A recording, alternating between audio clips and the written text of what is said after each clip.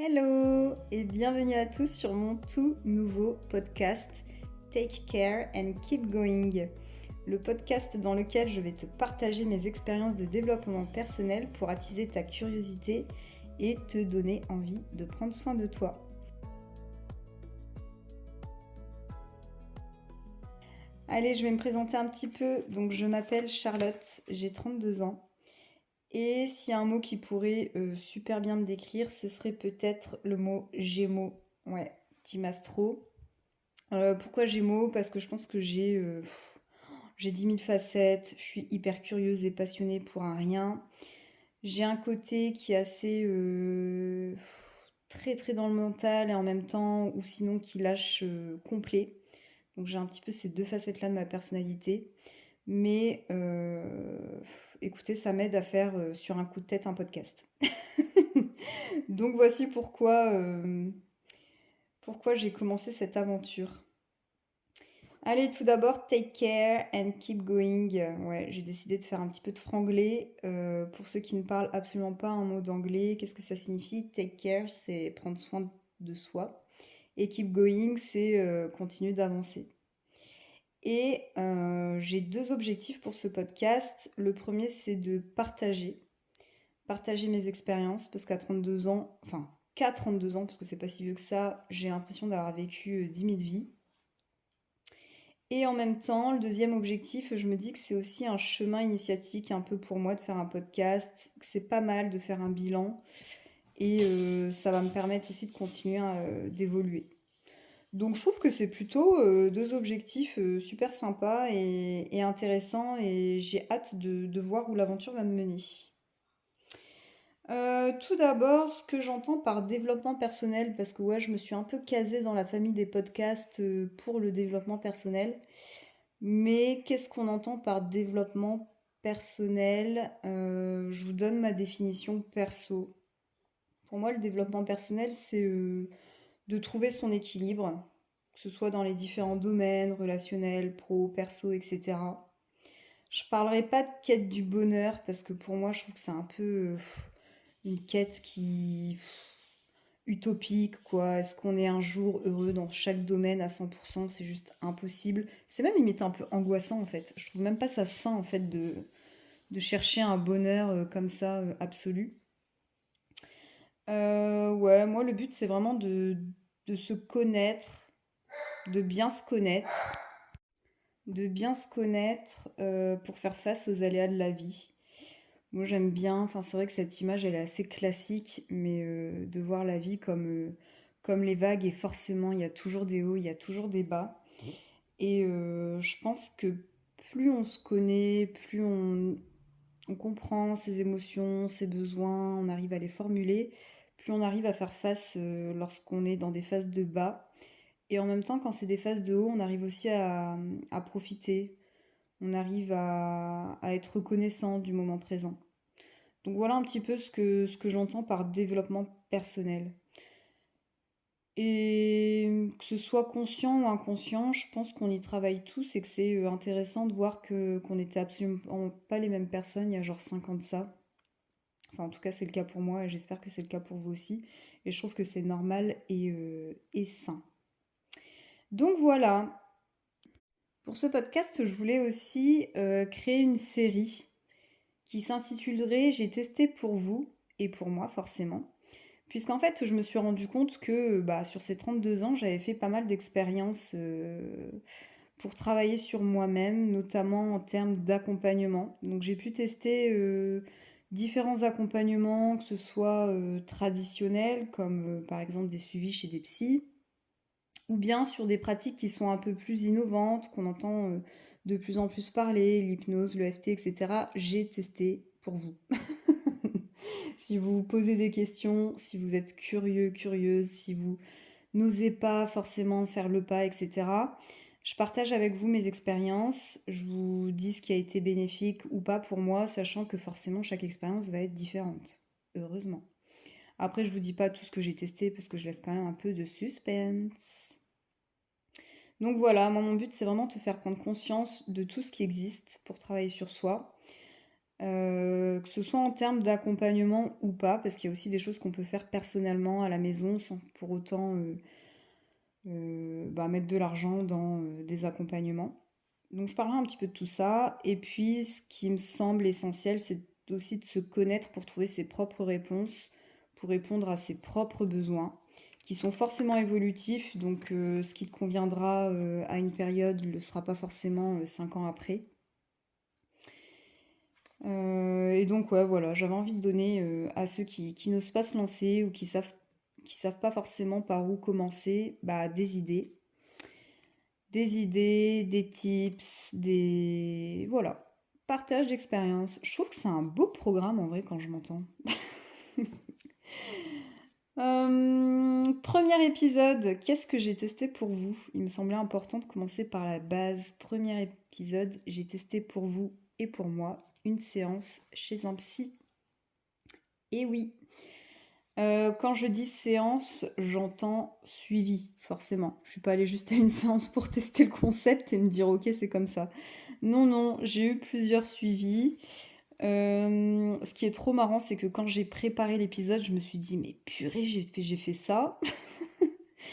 Et ce qui est marrant, non mais ça franchement, j'en ai pris conscience en préparant cet épisode, c'est que j'ai vu un pédopsychiatre quand j'étais ado, j'ai vu 2 psychologues et j'ai vu une psychothérapeute. C'est-à-dire que juste en un cas d'étude, les gars, vous avez 3 différents suivis qu'on peut comparer. C'est pas beau ça? Déjà, suivi psy, alors je sais pas si vous avez cette impression que c'est toujours un peu tabou de dire je vais voir un psy. Moi, j'ai l'impression que c'est de moins en moins tabou. Alors, je sais pas si c'est ma génération qui fait qu'on est hyper ouvert ou si c'est mon cercle de connaissances, d'amis qui fait que, ouais, je sais pas, je suis entourée de personnes qui sont plutôt ouvertes d'esprit sur ce sujet. Et en général, quand entre amis on en discute, c'est genre hyper normal d'aller voir un psy. Donc non, on n'est pas obligé d'être en totale dépression et d'être le dépressif de service pour aller voir un psy. Moi, je trouve que c'est juste hyper sain de se poser des questions sur ses émotions, de vouloir connaître un peu plus sur son fonctionnement et en fait de vouloir travailler tout ça avec un psy. Ouais, moi pour moi c'est juste la base.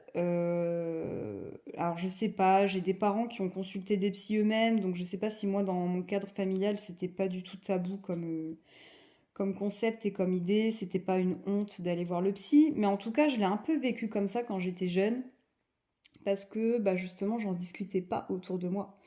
J'en discutais pas avec les amis, etc. Donc c'est vrai que c'était peut-être un peu plus tabou quand j'étais jeune que maintenant. Maintenant, c'est clairement un de mes conseils number one de dire non mais va voir un psy quoi. Parce qu'au bout d'un moment, bah, on peut parler et discuter avec ses potes, mais on peut pas régler tout non plus. Et parfois, il nous faut juste des réponses objectives. Parce que c'est important, c'est aussi un peu ce qu'on va trouver chez un psy. Je voulais faire un petit récap parce que du coup, le fait de m'être rendu compte que j'ai vu psychiatre, psychologue et psychothérapeute, je me suis dit, mais quelle est la différence? Est-ce que vous savez la différence? Non? Bah ça tombe bien, parce que je vais vous les expliquer. Mais rapidement, hein, je ne vais pas vous faire non plus un exposé. Psychiatre, pédopsychiatre. Donc pédopsychiatre, c'est pour les enfants ados. Ce sont des médecins, donc ils ont un doctorat et ils sont spécialisés dans les troubles de la santé mentale. Clairement, pour faire la différence avec les psychologues, on retient que les psychiatres peuvent prescrire du coup des médicaments vu qu'ils sont médecins. Les consultations sont remboursées par la sécurité sociale et les mutuelles, vu que ce sont des médecins. Moi, j'en ai vu, alors j'ai vu un pédopsychiatre, je sais pas, je devais avoir 14 ans parce que je faisais des crises d'angoisse existentielle. Et j'ai un vague souvenir, mais effectivement, ça a été, on va dire, comme première expérience, c'était vers cet âge-là. Et enfin, je sais pas, je l'ai consulté quoi, 1 an? 1 an et demi, ouais. Les psychologues. Les psychologues, eux, je sais pas si je vous l'ai dit, les psychiatres, il faut avoir un doctorat, donc bac+8, et les psychologues, c'est un master. Les psychologues, ce sont des spécialistes de la santé mentale et ils peuvent être spécialisés dans différents domaines, genre psychologie du travail, psychologie cognitive, etc. Ils peuvent faire des bilans psy, en fait, qui permettent de mieux comprendre, le fonctionnement psychique et bien sûr, du coup, ils réalisent aussi des suivis, avec des patients, considérés, ça peut apporter un soutien psy, en fait, hein, quand vous allez consulter un psychologue. Où est-ce qu'on peut consulter un psy? On peut aller donc en cabinet libéral. Donc là, vous avez des tarifs minimum à partir de 50 euros. On peut en trouver dans les écoles, collèges, lycées, si vous êtes parent et que votre enfant a besoin de consulter un psychologue, vous pouvez demander un rendez-vous. On peut en trouver dans les hôpitaux, dans les CMP, les CMPP. Donc moi, j'étais passée par le CMP, donc Centre médico-psychologique. Comment ça s'était passé? Donc quand j'étais allée voir un psychologue en CMP, en fait, j'étais allée voir mon docteur traitant qui m'avait fait une ordonnance. Donc en gros, j'y vais, je dis ouais, crise d'angoisse, je suis pas bien, machin et tout. Donc ça, c'était il y a quoi? Il y a 6 ans, je pense? 7 ans? Ouais, je sais plus. 7 ans? Avec l'ordonnance, vous pouvez consulter le CMP et là, vous demandez à avoir un rendez-vous. Une infirmière ou un infirmier vous reçoit pour un petit bilan, savoir vos besoins, pourquoi vous voulez consulter, etc. Et ensuite, votre dossier est évalué, ils en parlent et un psychologue vous est proposé. Il peut y avoir de l'attente ou pas. Moi, de tête, je me rappelle les avoir. Je les avais. Ouais, j'avais passé un appel, j'avais une proposition genre 6-7 mois et en fait j'étais plus prête. 6 mois après quand ils m'ont rappelé, je me sentais plus prête et du coup j'avais laissé un peu tomber le truc. Et puis au final je les avais relancés quelques temps après et là en un mois ils m'avaient pris. Donc voilà, comme quoi vous voyez des fois on n'est pas forcément prêt à se lancer dans l'aventure suivi psy. Mais c'est remboursé par la Sécu, donc il n'y a pas besoin d'avancer un prix, d'avancer un paiement. Et puis j'ai découvert, quand je remettais un peu mes notes à jour, j'ai découvert qu'on pouvait avoir 12 séances de psy par an remboursées par l'assurance maladie, avec des psychologues conventionnés, avec mon soutien psy. Donc voilà, j'essaierai de mettre des liens quand même pour faire le podcast un peu sérieux, quoi. Non, mais en vrai, je vais mettre des liens comme ça, au moins vous savez si vraiment vous cherchez à avoir un suivi psy. Et puis, certaines mutuelles peuvent aussi rembourser les séances. Donc voilà. Et enfin, psychothérapeute. Donc, quelle est la différence? Il faut savoir, donc, psychiatres, psychologues, ils sont déjà psychothérapeutes en fait, hein. C'est automatiquement dans leur formation, ils peuvent avoir la casquette psychothérapeute. Par contre, ceux qui sont médecins, psychanalystes, eux, ils ont besoin de faire une formation complémentaire pour être psychothérapeute.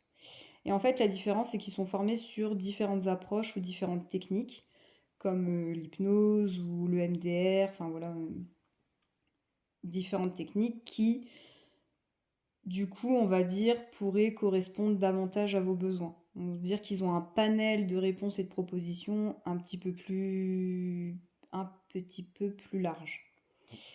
Pour ce qui est des tarifs et des remboursements, ça dépend vraiment de la formation, du coup, de la personne. Moi, quand j'en ai vu une, je crois que je payais autour de 70 euros. Je crois que j'ai commencé à 65 et ça a augmenté au fur et à mesure, donc c'était 70 euros à la fin. Donc voilà pour la différence entre psychiatre qui peut donner des médicaments, psychologue qui peut faire un soutien autour d'un besoin ouais, psychologique, autour du mental, et psychothérapeutes, ils vont avoir un panel, ils ont une formation différente qui fait qu'ils peuvent proposer d'autres approches, voilà, d'autres alternatives, on va dire. Je sais pas s'il y a des psys qui vont écouter ce podcast, mais si vous pouvez, si vous voulez rajouter des choses importantes que je n'ai pas dites, ou bon après franchement j'ai vérifié toutes mes infos, donc tout est ok sur ça, mais si vous voulez rajouter, il n'y a pas de souci. Vous êtes les bienvenus, welcome.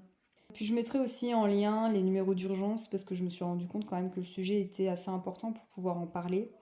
Et sur Santé publique France, vous avez tout un panel de numéros d'urgence à appeler en fonction de votre problématique. Donc il y a énormément de choses. Voilà, après j'allais pas tout lister, ça aurait été trop fastidieux. Pour mes expériences personnelles, donc on en vient sur le point un peu, j'ai testé pour vous. Alors, quand j'ai commencé à avoir un suivi avec un psychologue, c'était pour une problématique autour du couple. Donc j'avais des crises d'angoisse. Je ne veux pas vous raconter ma life, hein, je vous pose juste le contexte. Mais voilà, c'était pour une problématique bien particulière autour du couple et de la relation. Ce que j'aimerais vous dire aussi, c'est que c'est normal de devoir tester parfois plusieurs psychologues parce que vous allez quand même partager des informations personnelles, vous allez quand même vous livrer. On va pas se mentir, il faut parfois une petite dose de courage pour passer le cap, pour rien que contacter le professionnel, etc. Donc de un, dites-vous que ce sont des professionnels. Enfin, j'ai envie de dire, vous n'êtes qu'un patient parmi tant d'autres et ils ont l'habitude d'écouter les problèmes des gens, c'est leur métier. Dites-vous aussi qu'on a souvent les mêmes problématiques, vu que ça tourne souvent autour du couple, du travail et de la famille. Donc, si vous pouvez vous déculpabiliser par rapport à ça et vous donner du courage, ne vous inquiétez pas, il n'y aura pas de jugement chez un psychologue. Mais par contre, vous pouvez vous sentir plus ou moins à l'aise avec une personne. D'accord? Donc c'est tout à fait normal que vous ayez envie de comparer. Vous pouvez demander au psychologue de faire une séance d'essai. En fait, c'est légitime. Donc vous voyez une première fois. Si jamais bah, vous ne sentez pas à l'aise avec la personne ou alors elle a une approche qui ne vous convient pas, en fait, il peut y avoir mille raisons pour que votre intuition vous dise que ça accroche pas ou que ce soit, voilà. Je pense que le principal, c'est quand même de vous sentir en sécurité quand vous allez échanger avec un psychologue ou un psychothérapeute. Et du coup, n'hésitez pas à comparer. Et c'est pas un échec, c'est pas hors du commun que de se dire purée, j'ai fait une séance et pourtant j'ai pas l'impression que ça, il y a quelque chose qui va pas. À l'inverse, vous pouvez tout de suite sentir si vous êtes à l'aise ou pas avec la personne ou si ce que renvoie le spécialiste vous rassure, vous parle et que vous vous sentez en confiance avec elle. Donc je pense que voilà, faut faire son propre avis, il faut faire sa propre expérience, faut se donner du courage, ça c'est sûr. Euh, Et du coup, ouais, pour vous partager un peu mon expérience, donc moi ça s'est super bien passé pour ce premier suivi avec ce psychologue-là. Et en fait, donc la suite me fait rire. J'arrête de le consulter parce que ça va beaucoup mieux, vu que je quitte mon conjoint. Donc bon, voilà, en tout cas, le suivi a été bénéfique parce que j'ai pu me poser plein de questions et trouver mes propres réponses. Donc je quitte mon copain, tout se passe bien, j'arrête de faire ce suivi psy qui m'a beaucoup servi. Et puis je continue ma vie et là arrive une deuxième problématique de vie. Je dois faire l'expérience du deuil puisque je perds un membre de ma famille, je perds mon petit frère à l'époque. Et me voilà en mode détresse à me dire non, non, mais là je rappelle mon psy, il faut absolument que j'ai un suivi psy. Et du coup, je rappelle ce psychologue-là, et là, horreur, ça se passe pas du tout bien, j'ai pas l'accueil que je souhaite. Pour moi, je veux qu'on me reçoive tout de suite parce que c'est une urgence et que je suis en train de vivre le plus grand drame de ma vie et que quand c'est comme ça, on aimerait que... On se demande pourquoi la Terre ne s'arrête pas de tourner parce que vraiment, il n'y a que ça qui compte. Donc, j'appelle mon psy et là, je me prends la tête avec en fait. Parce que parce qu'il répond pas à ce que j'ai envie d'entendre, parce qu'il se plie pas en quatre pour moi et qu'il arrête pas sa vie à ce moment-là pour moi. Et en fait, je comprends que cette personne-là m'a aidé pour répondre à une problématique affective et sentimentale, mais que pour l'accompagnement dans un deuil, ça va pas être lui. Et c'était pas grave en soi. Ça a été pas forcément évident à vivre, mais sur le coup, c'est pas si grave. Et en fait, je me tourne vers du coup un deuxième psychologue pour justement l'accompagnement du deuil. Tout ça pour vous dire que ça peut être normal. Ça peut être normal de commencer un premier suivi et d'ensuite se dire 5, 6 ans après, je peux pas revoir la même personne parce que j'ai moi-même évolué, parce que ma problématique va être différente, etc. Donc, c'est possible, c'est normal. Et à l'inverse, c'est aussi possible que vous soyez quelqu'un qui ait besoin d'avoir une figure, on va dire, de sécurité et une figure fixe, et de vous dire non, je dois revoir le même psychologue. Enfin voilà, en tout cas, les besoins des uns ne sont pas forcément les besoins des autres. Et en tout cas, moi, à cette époque-là, je sentais clairement que le premier psychologue, voilà, j'avais fait mon temps avec lui et que j'avais besoin d'un autre suivi. Donc j'ai pu faire le travail autour du deuil avec ce deuxième psychologue qui, malheureusement, je ris de ma propre histoire, hein, mais qui malheureusement est parti en congé maternité, donc j'ai pas trop eu de chance. Bon, ça m'a pas empêché d'avancer, hein, keep going, il n'y a pas de souci. Et puis, je me suis tournée ensuite, mais alors sans vraiment le savoir, parce que j'ai tapé sur internet à un moment donné, donc quelques années après, psy sur Google, et j'ai rencontré donc la dernière, euh, la dernière spécialiste avec qui j'ai travaillé, qui est une psychothérapeute. Et en fait, alors je sais pas si c'est parce que c'était un cabinet libéral, hein, comparé au CMP qui peut paraître, je vais pas dire que c'est froid le CMP, mais ça fait très médical parce que on se retrouve dans un lieu où il y a différents médecins, il y a différents spécialistes, il n'y a pas que des psychologues au CMP, donc ça peut paraître un peu, je vais pas dire ça manque de chaleur, ça fait médical, voilà. Ça fait un cadre un peu médical. Et là, effectivement, chez la psychothérapeute, comme c'était un cabinet libéral, bon, tout de suite, j'ai vu la différence. C'était un petit peu plus cocooning, un petit peu plus, voilà, personnalisé en tout cas dans son cabinet. Et puis, elle était toute douce. Enfin, en tout cas, le premier contact s'est super bien passé. Effectivement, elle était très centrée sur les émotions. Moi, je m'ouvrais de plus en plus aux énergies, donc elle était très ouverte sur ça, à l'écoute. Enfin, en tout cas, elle s'adaptait énormément à ce que je demandais. Et puis, donc là, à ce moment-là, c'était pour une autre problématique relationnelle et en même temps un petit reste du deuil. Et du coup, j'ai pu aussi travailler ces thématiques-là avec elle pour au final me rendre compte que, enfin, plus ça allait, plus je me disais, en tout cas, la conclusion que je peux avoir sur les différents suivis que j'ai eus, les trois suivis, ce qui m'a aidé le plus, c'est de me rendre compte que ce que je ressentais, mes problématiques et mes émotions étaient légitimes. Voilà, c'était le message du podcast. Non, mais en fait, alors ça peut paraître con, mais moi j'avais souvent cette habitude de me dire, ouais, mais mes problèmes de riche. Genre vraiment, j'ai tout pour être heureuse, mais je le suis pas. Enfin, vous voyez, genre un peu le profil de patiente un peu chiante, quoi. Genre, je suis un peu perfectionniste, j'ai tout ce qu'il faut, mais ça va pas. Bref, je suis un peu ce genre de personne. Et du coup, je culpabilise limite à aller voir un psy en me disant, mais meuf, il y a des gens qui sont largement plus malheureux que toi. Enfin voilà, je tenais ce genre de discours et en fait, lors des trois thérapies, bah déjà je me suis acceptée à ressentir ce que je ressentais et acceptée à avoir le besoin de parler et de vider mon sac. Et en fait, dites-vous que même si vous n'êtes pas forcément dans un dialogue avec le psychologue, parce que ça peut un peu perturber parfois de se dire mais j'ai parlé pendant 1 heure, comme je suis en train de faire là, et j'ai pas eu de réponse en retour. Mais c'est normal. En fait, si vous avez besoin de déverser votre sac pendant 1 heure, c'est que vous avez besoin de ça.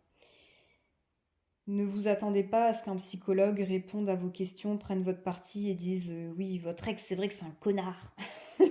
Un psy dira jamais ça, il ira jamais comme. Enfin, ça va jamais sortir de cette manière-là. Par contre, il va vous amener à ce que vous mettiez des mots sur ce que vous ressentez, à trouver vous-même des solutions et à cheminer, parce que c'est un peu le but. Si on nous disait avec des phrases toutes faites, c'est ça la solution, ce serait beaucoup trop simple. Et comme on est tous différents et tous uniques, c'est normal aussi d'avoir des accompagnements différents. Et je pense que c'est primordial que les réponses viennent de soi, en fait, tout simplement. Donc, il faut le savoir aussi, d'accord? N'attendez pas à aller chez un psychologue en vous disant au bout de 2 séances, ça y est, c'est barre, je vais avoir la réponse à ce qu'il faut. Est-ce que je dois le quitter ou pas? Ce serait tellement simple. Non. Donc peut-être que vous finirez par le quitter, votre mec ou votre meuf, mais en tout cas, il y aura un cheminement derrière qui aura été fait. Et si vous le faites, c'est parce que vous savez que vos besoins n'étaient pas respectés à ce moment-là. Bref, je ferme l'exemple, mais donc ouais, donc voilà, psychothérapeute, ça a été un peu différent, mais c'est surtout qu'à la fin, donc comment on met fin à un suivi psy? Alors soit vous disparaissez de la nature parce que vous avez pris peur et que vous faites la méthode du fuyard, je vous la déconseille.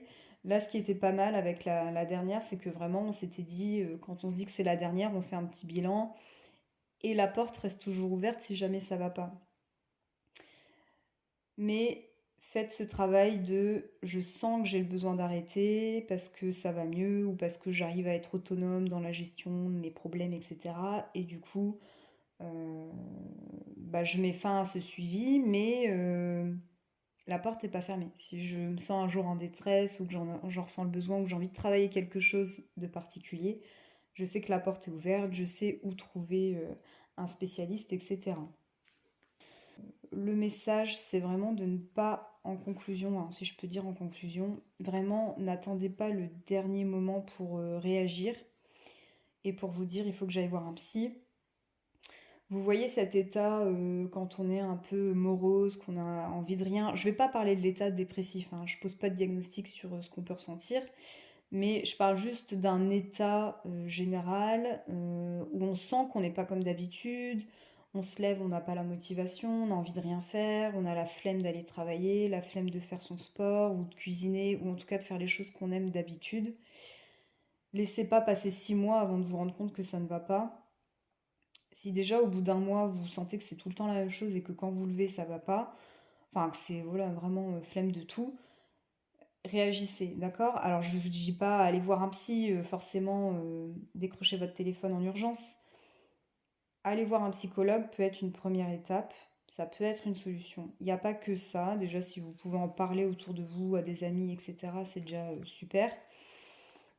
Après les amis sont pas toujours dispo H24 pour nous et nos problèmes.